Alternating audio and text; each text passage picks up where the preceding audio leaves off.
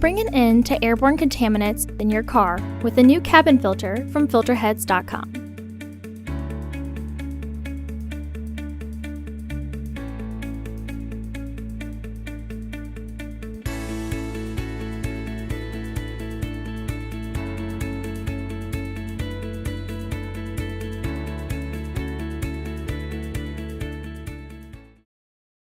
The cabin filter is located on the passenger side of the vehicle, behind the glove box.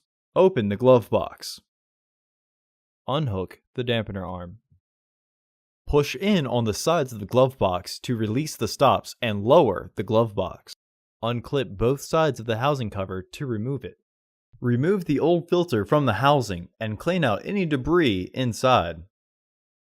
Insert your new AQ1102C filter into the housing, with its airflow indicating arrow pointing down.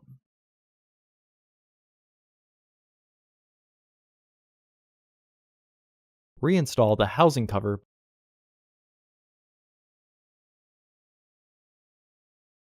Reinstall the glove box assembly. Hook the dampener arm back onto the glove box. Close the glove box. Visit our website to order your filter to ensure that it fits.